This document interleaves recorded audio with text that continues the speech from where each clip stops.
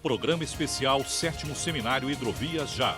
Realização: Associação de Engenheiros e Arquitetos de Santos. Apoio: Unisanta e Sistema Santa Cecília de Comunicação.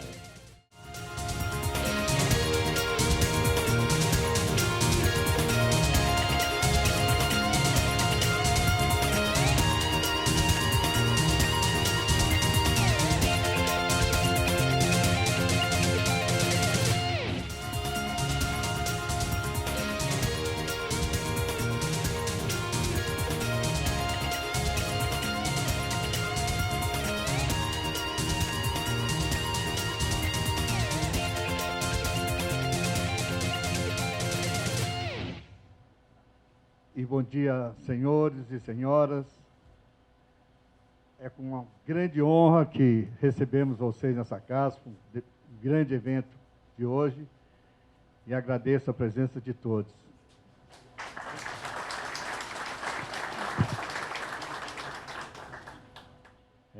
Esse momento é um momento bastante importante, a reflexão é um tema de extrema relevância para a cidade de Santos, para toda a região. Eu falo aqui como representante do prefeito, Paulo Alexandre, trago aqui as posições de prefeitura, mas também acumulo como secretário de Meio Ambiente a coordenação da Câmara Temática do Condesb, da região metropolitana. E isso tem sido um tema bastante frequente nas discussões, pela importância, pela relevância, pela retomada, sem jamais deixar de lado todas as prerrogativas e necessidades ambientais, mas bons projetos, eles conseguem respeitar as necessidades e apresentar soluções sempre que tragam uma solução para a economia, para o social e para o meio ambiente. Eu acredito que aqui nós estamos diante de um grande desafio, Tércio, Rui, e que realmente há uma necessidade grande. Nós precisamos, mais uma vez, que a Baixada Santista, Santos, seja referência na superação de alguns desafios e que possa colocar esse modal tão importante e tão colocado em segundo plano no nosso país, né, que seja realmente colocado aqui a demonstração de que é possível. Aqui nós temos condições de aproveitar toda esta logística, temos a união de outros modais que podem vir a fortalecer também todo esse segmento. Então, o nosso desejo como governo é que se faça com grande êxito esse projeto, que traga desenvolvimento sustentável à região, com geração de empregos e que a gente possa ampliar a nossa expectativa de futuro e de governo. Muito obrigado.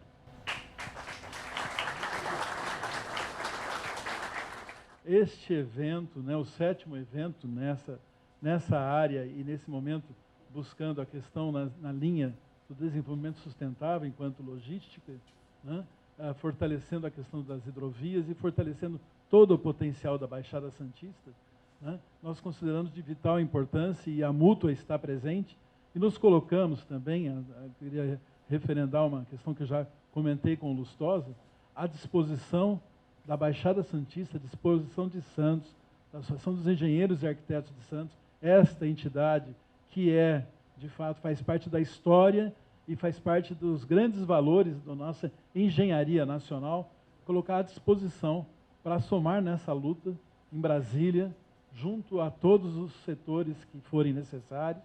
Nós, na Mútua, estamos agora buscando a certificação junto à ONU, com as 17 ODS, né, Ordem de Desenvolvimento Sustentável, e nessa linha contamos também com um programa unido, que é um programa da ONU para Desenvolvimento Industrial, e nos colocamos à disposição para que possamos somar, junto com as lideranças daqui de Santos, buscando mesmo o desenvolvimento através das hidrovias. Então, muito obrigado, desejo um excelente evento e estamos juntos.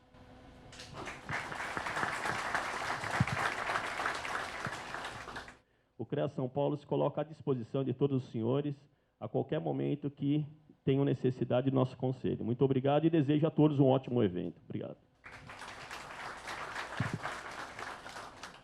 Bom dia a todos. E dizer para vocês que eu fico muito feliz de estar aqui e ver tantas pessoas interessadas em desenvolver o modal hidroviário, né? Um modal que a gente trabalha com muito afinco para poder promover realmente um equilíbrio na nossa matriz de transportes.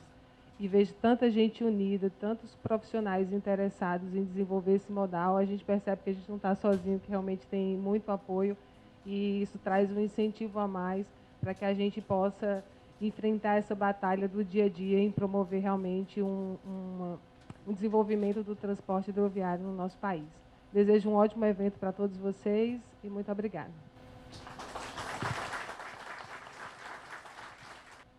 Bom dia a todos. Os militantes dessa área são já antigos do assunto. A gente vem aqui brigando com todo o sistema de transporte. A assimetria de investimento no setor ela é nítida, né? Então, você vê a quantidade de investimento no modal rodoviário frente ao hidroviário. Esse tipo de iniciativa é super importante para que a gente consolide não só o conceito do transporte hidroviário, mas a gente fazer também autocrítica, né, no nosso setor e entender como é que a gente se coloca frente a novos investimentos. Nós temos uma convergência total, né, de interesses no país, que a hidrovia deslanche, né, para trazer maior conforto, maior competitividade, né, dispersar também esse fluxo do sistema viário que está deveras concentrado no modal rodoviário, né, que foi uma maneira relativamente confortável, né, de desenvolver o país. Então, sobrou para nós aqui essa missão, né, de estar incentivando, não deixar que a nossa região, que possui um grande potencial, nós temos praticamente 20 quilômetros de canal navegável do porto e mais 200 de hidrovias. Então, eu costumo repetir aqui, né, a teimosia continua. Alguns amigos perguntam também, né, até onde nós vamos levar essas hidrovias. Às vezes, eu respondo, até o hidrovias 37 eu pretendo acompanhar. E eu acho que não tem fim o aperfeiçoamento. Eu estou com 60 anos, com mais 30, 90, acho que até lá dá para ver o Corinthians também ser campeão, né?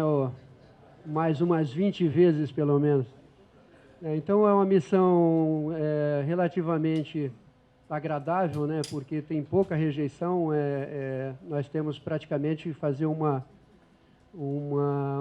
união de esforços, né, com o Estado, né, para que entremos efetivamente na prioridade de investimentos.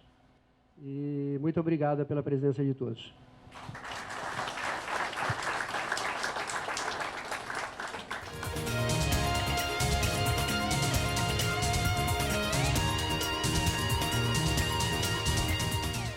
A gente teve a oportunidade, quando eu e o Pedro tivemos à frente aí do DH, de fazer um estudo denso sobre a hidrovia da Baixada. Junto com o IPT, tinha sido feito um estudo anterior ao do IPT com levantamento batimétrico, enfim, uma identificação dos corpos d'água na Baixada Santista, que chegou nesse número de 200 quilômetros. Importante dizer, 200 quilômetros de vias potencialmente navegáveis, né, porque a intervenção ela é inexorável, precisa dragar de fato para você viabilizar essas vias. E aí existe um trabalho também de órgãos como o DENIT, como o DH, como as autoridades portuárias do Brasil todo, de desmitificar a dragagem como algo agressivo ao meio ambiente. Então, a gente não pode ficar se comparando com, mas Roterdã tem transporte, Antuérpia tem transporte. Tem porque os caras nasceram navegando, né? Aqui a gente nasceu navegando e abandonamos o barco e subimos em cima do carro, da moto, enfim. Então, esses são pontos que a gente tem que considerar. Tá? Então, o primeiro ponto eu levantei a dragagem, o segundo ponto, a questão da viabilidade econômica, né? Precisa ser viável. Se não for viável economicamente, não dá samba. Ninguém vai rasgar dinheiro. Nenhum fundo de investimento, nenhum banco vai dar crédito. Mercado. Quando eu falo mercado, é competição. né? Então, ter um cara interessado me preocupa. Ter 3 caras interessados sounds good, né? Faz sentido, né? Então, é importante a gente entender que, no passado, acho que a antiga diretoria fez um chamamento para interessados em fazer o transbordo de contêineres, né, por meio de embarcações. A minha pergunta é, alguém conversou com os terminais? Não. Não conversou. Você acha que a BTP, a Santos Brasil, a Deep World, vai descer contêiner numa barcaça para ir para uma retroárea, para a retroárea cobrar armazenagem? Não vai. Se eu fosse CEO dos 3 terminais, eu não deixaria tirar um contêiner do meu terminal. Pelo contrário, eu vou brigar para ampliar o terminal e prestar o serviço completo dentro do meu terminal. Hoje a Santos Brasil já faz isso, né? A Santos Brasil ela focou muito o serviço dela no door-to-door. Tá? Então, ela faz a logística integrada para o cliente dela. Então, acho que o primeiro passo se a gente quer, de fato, estabelecer um sistema hidroviário de cargas na Baixada, precisa conversar com os gregos, né? Você melhorar o desempenho do transporte, da malha de transporte, ela é fundamental para o nosso trabalho. E não faz sentido você pagar um frete de caminhão de Belém para São Paulo, R$15 mil, um caminhão, contra de 3 a 6 no modal rodoviário, marítimo, né? Então, quem quiser rasgar R$10 mil no frete, ok, be my guest, né? Mas eu acho que ninguém quer. O problema é oferta do serviço, regularidade do serviço, e está acessível. E está acontecendo isso. Hoje você entra no site da MSC, você consegue buscar um container para qualquer lugar do mundo. Como comprasse lá como você buscar hotel. Decolar, você vai lá e você busca um container na internet. Hoje é possível. Antigamente não era. Você tinha uma assimetria. Você tinha que contratar um despachante. Né? Hoje você consegue fazer isso. Então, o acesso ao serviço ele está aumentando. A competição entre as 3 alianças mostra uma agressividade entre os players do mercado para melhorar o serviço. Só que a gente precisa trabalhar em algumas pontas para, de fato, viabilizar o transporte hidroviário aqui. Se a gente não começar a olhar os porquês não há viabilidade e trabalhar nessas impedâncias, a gente vai ficar no 30º evento discutindo por que não foi para frente. Em linhas gerais, a autoridade portuária está aberta para receber as propostas, estou aberto de fato, tá? Mas precisa ter interessados dos 2 lados. Obrigado.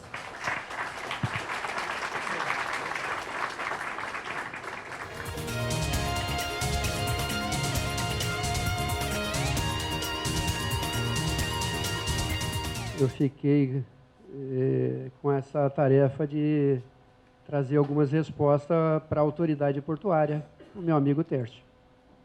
Então, na realidade, todo o processo viário, né, ele é finito. Nosso porto tem uma capacidade, nós temos um sistema viário que tem sua capacidade, né? O plano mestre veio aí recentemente, né, Tércio?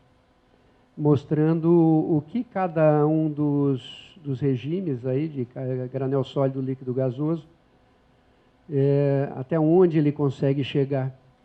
E foi lançado o desafio, 2007, chegar em 2025 com uma matriz de transporte mais equilibrada. Vamos cumprir isso? Estamos com um jeitão de que vamos atingir esse equilíbrio? Porque isso aqui também significa sobreviver ou não dentro do mercado exportador, importador, a competição. O Brasil ele é conhecido por gastar até no entorno de 17% do seu PIB para transportar tudo que se produz. Que atividade aqui não depende do transporte? E aí, por essa falta de desenvolvimento, falta de origem e destino, falta de produtividade, nós temos aqui alguns índices que não param de crescer na região metropolitana. Violência, desemprego, adensamento do sistema viário, favela e poluição das águas. Porque hoje, sem emprego, sem o excluído das nossas favelas e periferias, eles estão indo para a beira d'água, na outra margem do rio, o mais escondido possível. E lá fazem uma horta, fazem um pomar, e não tem água, não tem luz, não tem energia, o que ele vai queimar? Mata Atlântica, Manguezal, Restinga. Aí pode. Ou seja, o desenvolvimento sustentável não pode, mas a miséria, ela tem preferência, né? Ela tem preferência. E quanto mais longe nós enterrarmos ela, melhor para a sociedade. Os fatores de localização da indústria, né? Por que elas não vieram para cá? Né? Interessante. Por que o nosso parque industrial está lá no Planalto Paulista? O que impulsionou o parque industrial que deveria estar aqui, está lá em cima no ABCD, na região metropolitana de São Paulo? Potencial logístico, será que nós não temos? No maior porto da América Latina, do lado do maior PIB da América Latina, temos potencial logístico. O único diferencial entre as empresas vai ser o potencial logístico. Quem tem potencial logístico sobrevive, quem não tem. E é a história do nosso interior de São Paulo. E lá nós temos um monte de produtos que não são viáveis para exportar, porque o custo para trazer para cá, mais o custo, chega na Europa sem valor, não consegue competir, então não se exporta.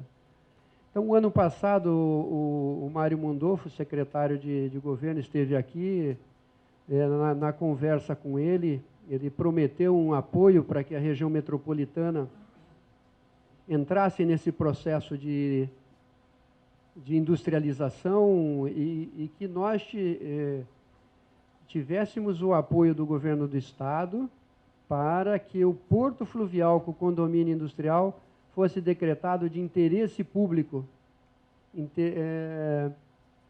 O interesse público para que essa ocupação das margens elas fossem facilitadas.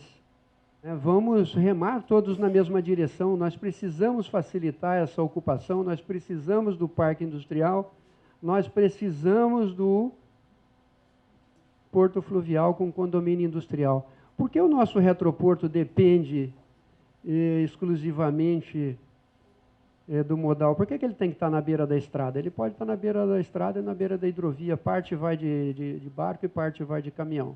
Tem que fechar a conta? Tem que fechar a conta, ninguém vai rasgar dinheiro.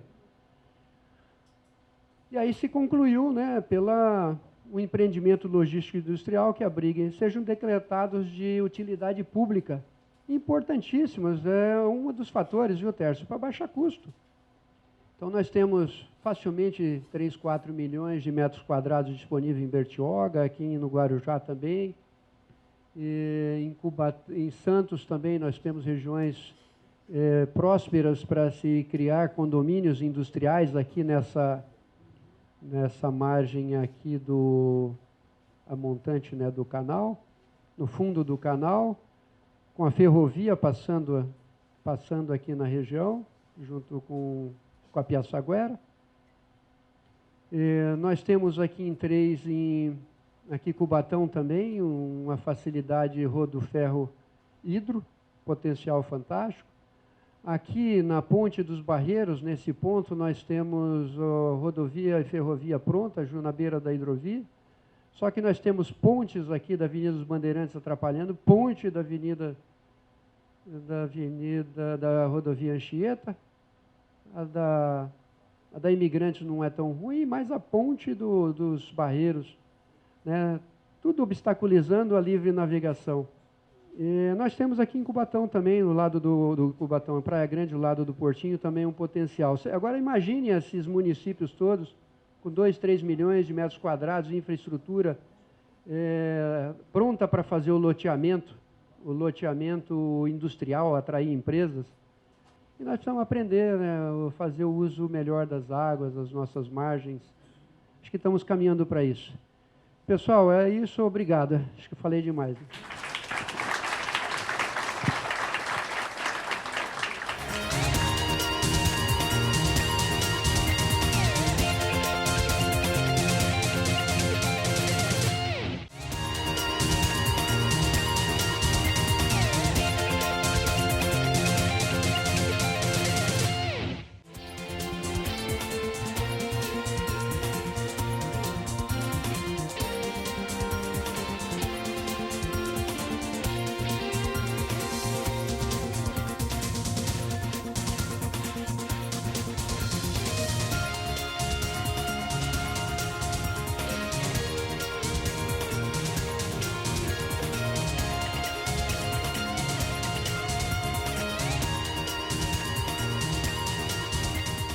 gente dispõe de 64 mil quilômetros de rios potencialmente navegados, segundo o nosso SNV de 2011.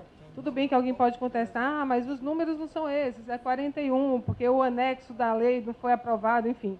Mas a gente tem ali os 64 mil quilômetros potencialmente navegados, é o modal que gasta menos com combustível, é o que realmente emite menos CO2 na atmosfera e o que tem um custo menor, tanto de implantação da infraestrutura, como da sua manutenção também. Claro que sim, tem caso a caso, né? Se for comparar um trecho que você vai construir uma rodovia com grade colado ou um trecho hidroviário que você tem que construir uma eclusa, realmente aí a gente fica em desvantagem, mas na maioria dos casos, realmente, prover a infraestrutura hidroviária é muito mais barato do que qualquer outro modal. E aí também vem aqui essa comparação aí entre os potenciais de carregamento que tem entre os modais.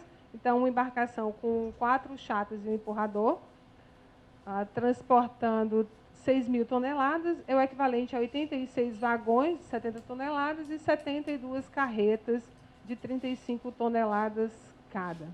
Sempre que a gente vem discutindo no próprio DENIT a necessidade de se alocar mais recursos para o transporte hidroviário, a gente sempre usa esse gráfico aqui, e para muita gente que tem uma cabeça muito rodoviarista, a gente fala assim, olha, eu estou ganhando o jogo, vocês querem virar o jogo? Vocês querem gastar muito mais até do que defender só o transporte hidroviário? A gente defende, olha, quanto que vocês vão economizar de manutenção das estradas se a gente incentivar esse modal aqui? A gente só utiliza 2/3 do potencial que a gente tem. Então, hoje, economicamente navegado, a gente só tem 19 mil quilômetros. Isso é levantamento da ANTAC, e esse jogo que a gente tem que virar. Eu gostei muito foi falado anteriormente, né, pelo Eduardo e pelo Tércio, assim, temos que ser teimosos mesmo. E eu sou uma pessoa extremamente teimosa, insistente, e acredito que a gente vai virar o jogo, que vai conseguir realmente expandir a utilização das nossas hidrovias. E o que a gente tem de mais próximo, vamos lá, de hidrovias, realmente é o Tietê-Paraná. O restante a gente tem grande potencial e que pretendemos desenvolver. Então, a gente precisa realmente ter a confiabilidade da navegação nesses rios navegáveis. Como é que eu construo essa confiabilidade? Eu preciso ter informação, em primeiro lugar, então ter transparência de quanto ter as cartas, levantamentos hidrográficos, ter as cartas náuticas eletrônicas, a gente precisa ter sinalização, balizamento, ter sistema de monitoramento e controle para que realmente a gente chegue no patamar de eficiência e poder chamar realmente os nossos rios navegáveis de hidrovias, e é isso que a gente vai buscar. E como é que o Brasil transporta, né? Apesar de todo esse potencial que a gente veio destacando, apenas 5% hoje é transportado por transporte hidroviário, e o grande foco, como todos sabem, é o modal rodoviário. Então, a gente precisa desenvolver o ferroviário também, a cabotagem e o dutoviário. A gente mostra ali que de 2018 para 2019, pegando números ali de agosto, o transporte por vias interiores já teve um singelo crescimento ali de 6%, e a expectativa é que a gente consiga promover intervenções para incentivar com que esse crescimento ele aumente ainda mais. Assim como o evento já fala, né, hidrovia já, a gente fala que investir em hidrovias é investir em meio ambiente, em conectividade e em desenvolvimento regional. É isso que a gente está buscando, é isso que a gente entende como correto para a nossa matriz de transportes. Claro que antes entra o abastecimento, entra a geração de energia elétrica, então a gente tem que promover realmente um melhor espaço com relação ao uso da água para finalidade de navegação. Eu tenho que pensar numa integração entre todos os modais para que realmente a gente tenha essa eficiência logística, senão vai sair mais caro. Eu concordo com o que o Tércio falou também. Gente, tem que colocar eu ia dizer na ponta do papel, já foi mais moderno, já colocou no Excel, né? Tem que botar na planilha de Excel. Então, no final realmente tem que custar mais barato. Senão a gente vai estar aqui no mundo das ideias e defendendo e falando, mostrando os mesmos slides que eu mostrei ali no início. Olha, é muito melhor, polui menos. Não aguento mais esse discurso. A gente tem que mudar o jogo e realmente para haver essa virada de mesa aí, a gente realmente tem que conseguir não só defender o uso do modal hidroviário, mas defender que aconteça essa integração. A gente tem que defender realmente a busca por essa multimodalidade eficiente, sincronizada e integrada. Muito obrigada pela atenção.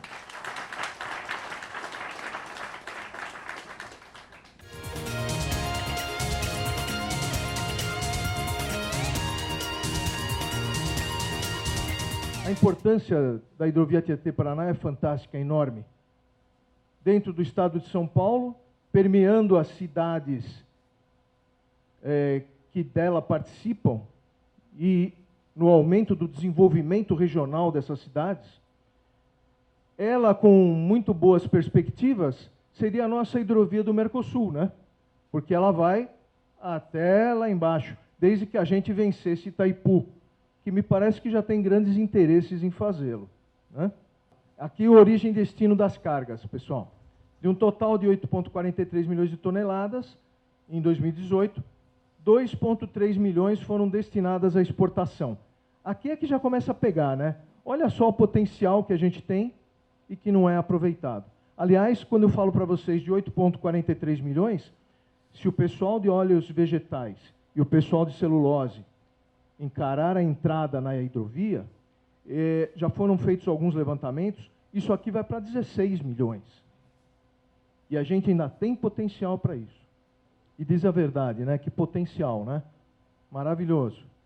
Há regiões na hidrovia próximas a Pereira Barreto, lá para cima. Você tem 4 quilômetros de uma margem a outra. É um mar. Aí agora aqui, ó, a conexão de Pederneiras Santos, os trens são formados com 60 vagões, em média, transportando 4.200 toneladas.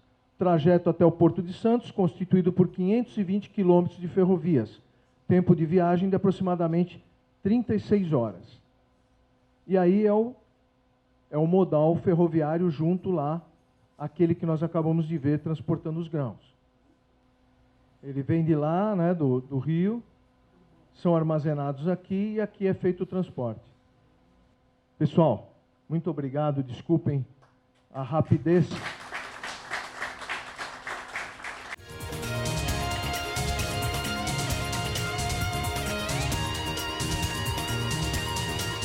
Hoje a gente pode dizer que a gente possui a maior frota em capacidade de transporte da América do Sul, só com as sobras, tá? Trabalhamos o maior comboio. O Corredor Sul, como eu disse, surgiu da Vale e hoje a gente já opera grãos, fertilizantes, celulose e temos uma operação portuária. Desculpa, eu estou indo bem rápido. A inovação vem desses super rebocadores, tá? Eles têm 49 metros de comprimento por 15 de largura, são verdadeiros, a gente chama eles de mamute, tá? Mas foram efetivamente criados, planejados e adaptados para hidrovias de grande porte. Quando a gente começou a fazer o projeto lá dentro da hidrovias, teve gente daqui de fora que é incrível, mas achou que a gente ia acabar com o serviço da rodovia. Um dos nossos projetistas foi ameaçado. É interessante esse mercado, temos que tomar cuidado, mas a gente continua acreditando. Hidrovia, para nós, é a nossa casa, da onde a gente veio, tá?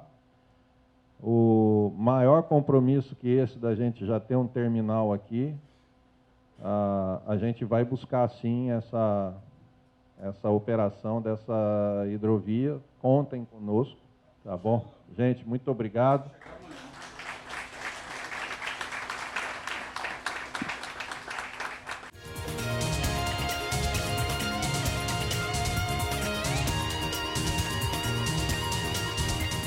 Quando eu comecei meu projeto Andaraguá, há 12 anos atrás, o que eu mais escutei era não.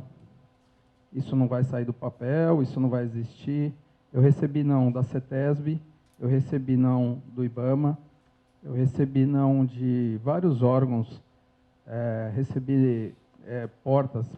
Na FUNAI fui colocado para fora, porque tinham colocado uns índios. Depois que eu comecei meu licenciamento ambiental, meu licenciamento é de 2008, em 2013, quando os índios se instalaram a 2 quilômetros da minha área, não na minha propriedade, numa propriedade vizinha, mas eu comecei um processo na FUNAI e fui colocado para fora da FUNAI, porque eu tinha que respeitar o direito do índio e eu nunca quis desrespeitar o direito de ninguém. Eu só queria que você cumprisse a lei. E uma das coisas que eu posso falar para vocês é que façam cumprir a lei, que é o que a gente faz no Andaraguá. A gente, desde o começo, a gente sempre vem falando, nós estamos dentro da lei, a gente não quer nada errado nem fora da lei. Então, muitas pessoas podem falar, mas o Andaraguá ainda não começou. Realmente, eu estou com 99% desse projeto finalizado, consegui o processo da FUNAI, agora ele voltou para a CETESB. Só que se o projeto fosse inviável, eu não teria assinado um contrato de 750 milhões de reais por 20% desse projeto. Então, quer dizer, é um projeto viável e a gente vive todo dia recebendo não, mas a gente sabe que a coisa funciona, porque assim como vocês técnicos, eu fui aprender de plataforma logística, fui aprender de aeroporto, e a gente sabe que isso funciona e temos que caminhar. Não é porque a gente recebe um não num dia que a gente vai deixar de fazer aquilo que a gente sabe que é viável fazer. Tem uma pesquisa da Confederação Nacional da Indústria que foi feita em 2018, de um percentual das pessoas entrevistadas, o que identificou desafios que comprometeu a competitividade nas exportações. 51,8% falaram de elevadas tarifas cobradas pelos portos. 41,9% as elevadas taxas cobradas pelos órgãos anuentes. 35,6% demasiado tempo para fiscalizar, despachar e liberar mercadorias. Tudo isso que eu estou falando, quem é de Porto sabe, né? É o que vem fazendo nesses 38 anos que o Brasil perca a produtividade. Não tem outra explicação. Os fatores aqui também, temos uns fatores positivos, né? Com a expectativa de aprovação das reformas estruturais, o Brasil deverá receber investimentos produtivos em infraestrutura. Eu estive agora em Singapura, tem os fundos, todos eles estão olhando para o Brasil, estão com olhos no Brasil, estão voltados ao Brasil. O que o Brasil precisa fazer é aquilo que eu falei agora aqui, fazer a lição de casa. Fazendo a lição de casa, o dinheiro volta para o investimento em infraestrutura. Aí entra a nossa baixada, né? O que a gente tem que fazer nós aqui na nossa lição de casa? Nós temos 9 municípios aqui, que compreende a nossa região metropolitana. E aqui tem um gráfico que eu gosto de falar sempre, que é o seguinte, a gente tem que aproveitar a usar o nosso rodoanel. A gente pode sair da Bertioga, vir aqui até o Guarujá, pegar a Cônico Domênico Rangoni, que interliga com a rodovia Padre Manuel da Nóbrega e que vai até Peruíbe. Então, quer dizer, a gente passa as nossas 9 cidades sem passar por dentro dos municípios. A gente tem um eixo de desenvolvimento econômico, que eu costumo chamar de eixo norte. Ele vem aqui até as 2 paralelas que saem a rodovia Anchieta e Imigrantes. Ele entra no eixo sul de desenvolvimento econômico, que é o litoral sul, aqueles 5 municípios que compreendem o litoral, né? Então, eu acho que a gente tem a nossa lição de casa, que é fazer os municípios entenderem que eles precisam aqui ter leis permissíveis à implantação de condomínios logísticos para que recebam essas empresas. Quer dizer, quando a gente fala, no começo do dia, a hidrovia é inviável, se a pessoa tiver uma economia de custo de transporte de caminhão para o interior de São Paulo, se a gente tiver condomínios logísticos onde pode receber essa mercadoria, ela ficar na Baixada, a gente está cortando uma grande parte do custo de transporte. Não podemos dizer e afirmar que a hidrovia é inviável. Nós vamos gerar 17 mil empregos diretos lá, depois do empreendimento pronto, né? Então, eu recebi essa opção, que é uma pessoa que já tem uma autorização por parte da Marinha para operar isso, com a opção da gente explorar, fazer o transporte de passageiros por lá. A gente não descartou, a gente vai considerar isso no nosso plano de negócio, tá? mas a gente entende também que a gente deve pensar muito mais além. Esse é o nosso projeto aqui, é uma concepção de plataforma logística com modal rodoviário, modal aéreo, ferroviário está aqui, a linha férrea passa dentro do nosso terreno, uma torre de hotel, uma torre de escritórios, um mall com 87 lojas, uma área para um grande centro de convenções e uma área de supermercado, porque o outro acionista do projeto é detentor de uma rede de supermercados. E aqui nós temos 1.100.000 metros de galpões com placas de energia fotovoltaicas, onde a gente vai gerar 80 megas de energia solar, vamos utilizar só 40 no empreendimento, vamos ter um excedente de 40. Aqui na frente a gente tem uma subestação e esse excedente vai ser colocado nessa subestação. Aqui é mais a localização da área. Essa aqui é a linha férrea que eu falei para vocês, que vai para o Porto de Santos. Essa área aqui é nossa, só que aqui já é o município de São Vicente, porque aqui é divisa, para cá é Praia Grande, para cá é São Vicente. Então a gente entendeu que devia dividir esse projeto em duas fases. Primeiro fazer aqui o licenciamento do Andaraguá, que está compreendendo essa área aqui. Tá? A gente vai ocupar aqui 29,70% da área, e vamos fazer a preservação aqui de 71% da área. Aí a segunda fase é a interligação aqui, a ideia é construir uma pera logística invertida aqui, ligando com o Porto de Santos, e por que não aproveitarmos aqui o Rio Branco para fazer o escoamento dos grãos através de barcaças por hidrovia, né? Uma vez que a gente vai ter a possibilidade aqui de fazer a pera logística, então fazer a interligação aqui pelo Rio Branco, para chegar lá no Porto.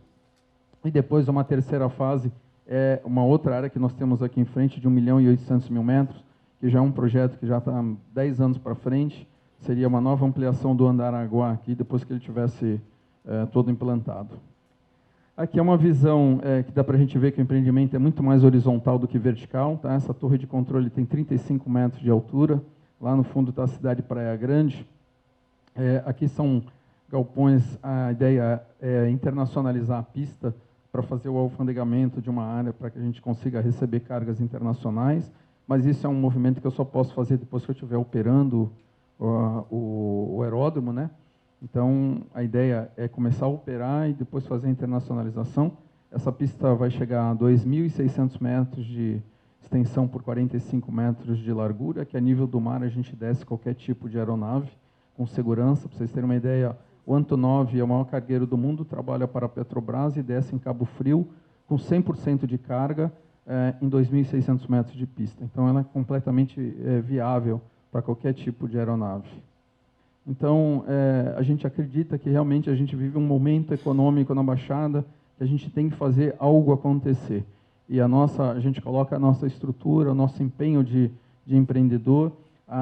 Um dos acionistas da Andaraguá, o Grupo Sonda, hoje nós temos 23 mil funcionários no grupo, faturamos 6 bilhões de reais esse ano, vamos chegar aos 6 bilhões de reais, então quer dizer, não é um grupo econômico pequeno, tem que ser tratado com respeito, porque a gente é maior que muitas cidades no Brasil, né?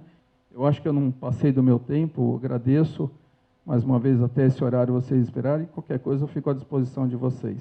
Obrigado.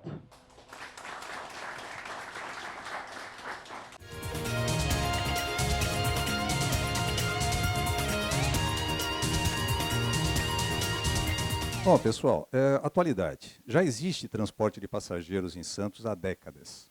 Só que ele é um transporte basicamente de travessias.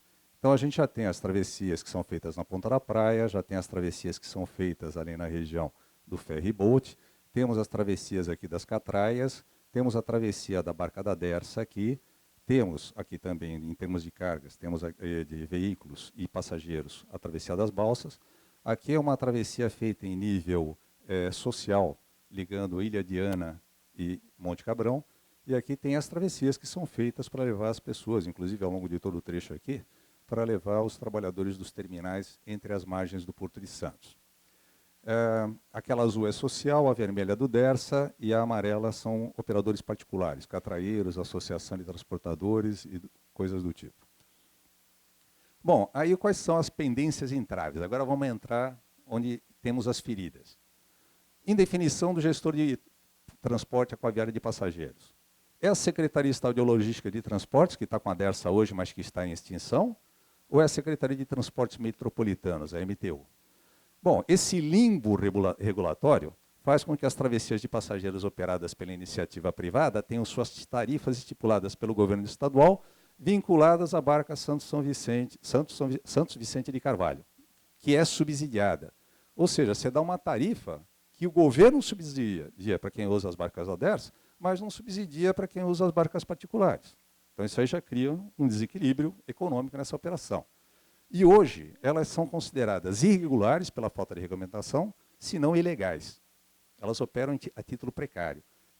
Se a gente for analisar friamente esse mapa, a gente vai chegar à conclusão de que nós temos que tirar todas as áreas urbanas do litoral brasileiro e tirar porque é tudo zona da Mata Atlântica. Não pode ninguém ficar lá. E é essa interpretação que alguns têm. É essa interpretação que faz com que o André tenha tido tanto problema para implantar o projeto Andaraguá. Essa interpretação que fica prejudicando o pessoal da Triunfo, da Santorini, que quer fazer projetos na área continental. E, por sorte, a Embraport escapou disso, a atual Deep World. Mas, mesmo assim, pela legislação municipal, ela precisou fazer uma compensação de 5-1. Só pode ocupar 20% da área territorial. Isso independente da atividade ter ou não ter impacto maior ou menor. A lei fala, é para todo mundo, tá? E aí, o que tem? A gente tem que ter a visão estratégica. Essa visão tem que ser de governo junto com a iniciativa privada. A gente tem que pensar em competitividade global, para citar o tema de um evento que eu participei no Peru, no início de setembro. A gente tem que ter sustentabilidade local, tem que ter uma boa relação entre porto e cidade. A gente tem que ter empregabilidade. Aí a gente precisa atrair atividades econômicas novas nessas áreas, mas só depois que a gente conseguir equalizar e harmonizar a legislação.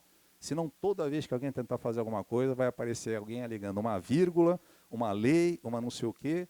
E já foi dito por alguém há um tempo atrás que país, quanto mais leis tem, pior é ele do ponto de vista de democracia, de tudo. Tá? E também a questão da atração de atividades econômicas de baixo impacto ambiental e alta tecnologia, que é um pouco o que o André está fazendo com o projeto Andaraguá. O que é que a gente quer? Desenvolvimento sustentável com qualidade de vida. É isso aí, pessoal.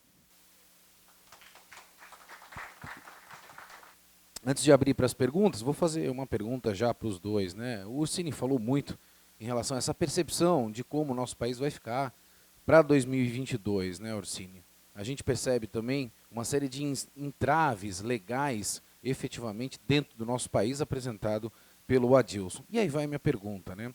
Como é que nós temos aí o maior porto da América Latina, uma representação significativa dentro do PIB, e nós não conseguimos ter representação política dentro do Congresso Nacional? Eu vejo, e sempre falo assim, de uma forma muito triste, né? Eu até peço várias vezes que seja revisto a fórmula que é calculado o PIB na nossa região, porque eu digo que é até um PIB real, porque a gente fala, hoje ainda falamos aqui de 200 e poucos bilhões de impostos, mas é uma mercadoria que entra e sai, nada se produz na Baixada, né? Ela chega e sai. E numa região que a gente deveria ter principalmente uma união, porque é a grande porta de entrada do Brasil, né? E a gente tem uma pouca representatividade no governo federal e no governo estadual. É uma preocupação que eu tenho como cidadão santista, né?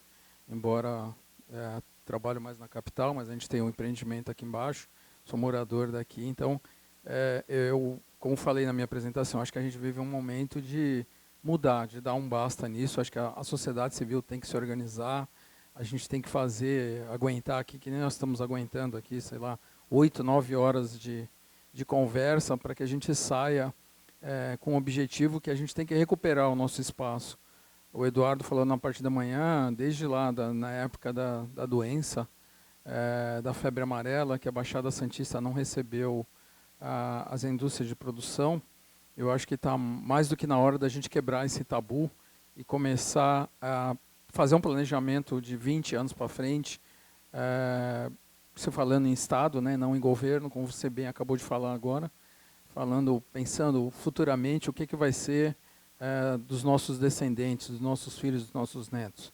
Eu acho que a gente tem que ser mais patriota da nossa região, A gente tem que pensar que política não é feita de véspera de eleição, política é feita disso que nós estamos fazendo aqui, é nos reunirmos, é colocando objetivos e metas para cada um de nós, e a gente tem que construir e cobrar mais do governo do Estado e do governo federal a nossa importância, que a gente pouco cobra, mas a gente fica basicamente com os maiores problemas, que são aqueles intermináveis assuntos de gargalos logísticos, entradas do Porto de Santos, e aquelas coisas que a gente sabe que não vai se resolver, principalmente porque eu digo o seguinte, por mais que o ministro Tarcísio esteja bem intencionado de fazer as concessões que ele vem fazendo, mas essas concessões não se revertem em obras de infraestrutura, né?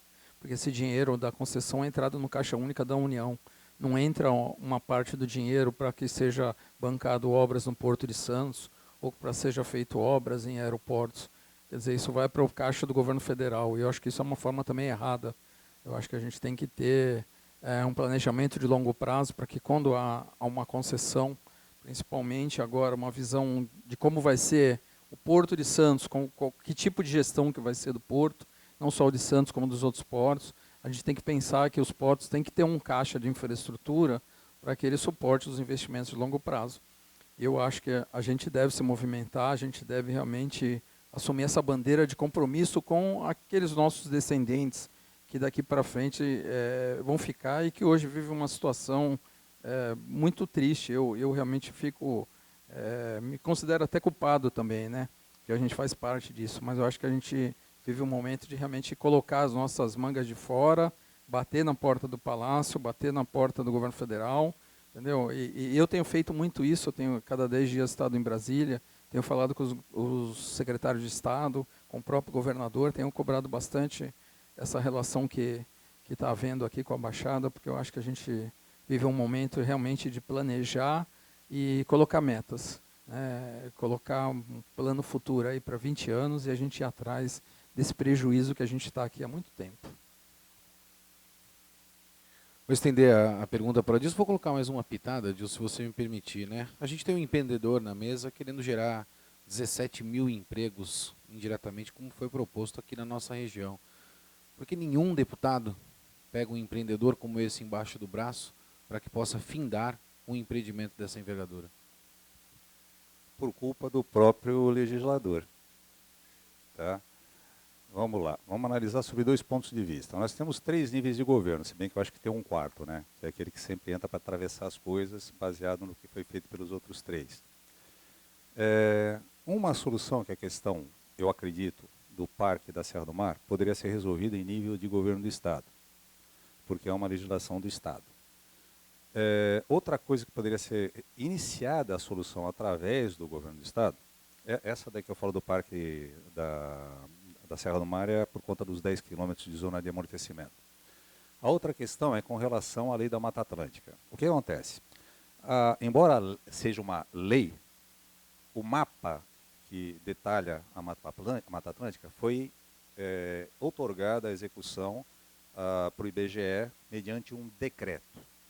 Um decreto ele pode ser alterado, sem passar pelo legislativo. Então, qual seria a ideia? Seria o governador do estado juntar-se com outros governadores de estados litorâneos, onde tem Mata Atlântica, que vai desde Santa Catarina até Pernambuco, chegar lá no presidente da República, só não sei se o Dória vai querer conversar com o Bolsonaro ou vice-versa, tá? Mas por isso que eu falo, chama mais gente para ir junto. Chega lá para o presidente e diz, presidente, é o seguinte, lá em São Paulo a gente tem órgãos da área de meio ambiente, Secretaria de Meio Ambiente, extremamente competentes para fazer o detalhamento desse mapa. Então faz o seguinte, muda o decreto e diz que os estados vão fazer o detalhamento do mapa da Mata Atlântica. Aí você vai equalizar com o zoneamento ecológico e econômico as legislações dos municípios. Então é uma iniciativa do Executivo para o Executivo, do estadual para o federal. Porque, aliás, hoje, pela lei da Mata Atlântica, só tem um jeito de você ocupar áreas de Mata Atlântica, é através de declaração de utilidade pública. E nas circunstâncias aqui, só o governo federal pode fazer isso. Tá? Então, esse é o primeiro ponto. Por quê? Se a gente conseguir mudar isso na lei da Mata Atlântica, você vai tirar o que a maioria do pessoal do do exagero, do radicalismo, usa para impedir que os empreendimentos aconteçam, que é se apegar a uma legislação e dizer, não pode. E mesmo na área de direito, na área do Ministério Público, às vezes o pessoal, eles seguem. Se a lei está ali, eles dizem, tem que seguir a lei.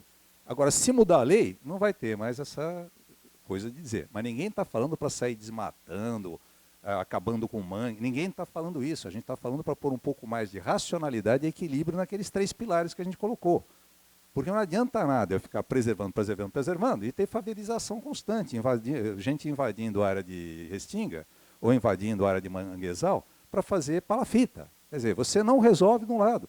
A gente teve recentemente uma proposta que foi feita por um estudo que está sendo feito para a Prefeitura de Santos, pelo escritório do Jaime Lerner, em que eles fizeram a proposta de fazer uma ocupação das palafitas, de onde existem hoje palafitas, com palafitas. Só que com palafitas, de estilo que tem em Rotterdam, de estilo que tem em outros lugares, onde você tem uma ocupação racional, com rota de fuga, proteção contra incêndio, tem uma série de coisas, áreas, lazer, escolas. E aí o que acontece? Você não pode, porque a legislação diz, não pode ocupar essa área. Pô, no mundo inteiro você tem palafita nas coisas. Na Tailândia tem tudo. Por que lá eles podem e aqui não pode? Quer dizer, existe um certo preciosismo, para não dizer um radicalismo, nas interpretações que são dadas para a lei. Só que se a lei está lá e dá margem para isso, então não tem jeito, o pessoal vai interpretar. E quem interpreta é quem pode dizer que não pode fazer. E é aí que a coisa empata. Se a gente resolver essa questão da legislação, a chance dos negócios andarem mais rápido, pelo menos, ninguém está dizendo que vai aprovar indiscriminadamente, mas do licenciamento andar mais rápido vai ser maior. Agora, com relação ao que os legisladores podem fazer. Obviamente, mudar as leis, mas mais uma vez os governadores vão ter que chegar nos seus deputados, nos seus senadores e dizer, cara, vamos fazer isso aqui, vamos fazer uma mudança na lei de forma a tornar essa coisa mais racional, eles podem ajudar. E nós realmente temos um problema sério aqui na Baixada Santista. Nós já tivemos 5 deputados federais, há coisa de 30 anos atrás, ou um pouco mais que isso. Hoje nós temos 2. E desses 2 que a gente tem, 2 deles estão tendo iniciativas voltadas para a área de Porto. Se você pegar o Júnior Bozella, está numa comissão para estudar portos no Brasil. E a Rosana Vale está numa comissão para estudar especificamente o Porto de Santos. Então, o que a gente tem que fazer é levar essas sugestões para eles que eles, no Legislativo, junto com o Executivo, façam as mudanças que são necessárias, porque se não mudar a lei, não adianta nada. E aí você tira da área do judiciário essa questão da interpretação, que é um dos problemas que a gente tem. A gente faz tudo, encaminha tudo direitinho, chega lá no judiciário, não pode, não pode, não pode, não pode. E se fizer, eu te prendo.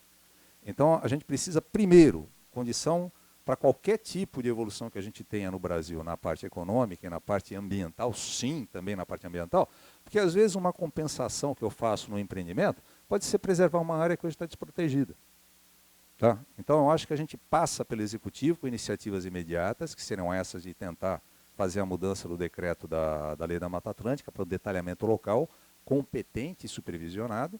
E a outra questão seria a gente trabalhar em cima dessas mudanças de legislação para evitar as interpretações que hoje têm provocado prolongamento de licenciamentos e até impedimento. Às vezes você tem, como foi um caso no Nordeste, uma obra da W Torre, eles estarem com tudo pronto, o operador já está pronto para iniciar a operar, e aí foi lá o Ministério Público e mandou parar a obra. Tá? Então é isso que a gente tem que trabalhar em cima disso. Essas questões que nos desmotivam dentro do nosso país, é a minha preocupação principalmente com as novas gerações que vêm pela frente, até porque eu também sou pai, como muitos de vocês aqui, né? E esse executivo me disse uma frase que me marcou bastante, né? Que talvez ou possivelmente seja um processo de amadurecimento do nosso país, mas que a gente também tende a entender que nós precisamos deixar de ser um país demagogo, de polarização, principalmente das esferas que nós temos dos dois lados. Enquanto a gente continuar sendo um país demagogo, a nossa sociedade civil vai continuar sofrendo com absolutamente tudo que a gente sofre. Tá ok? Posso encerrar, Paulo? Obrigado a todos.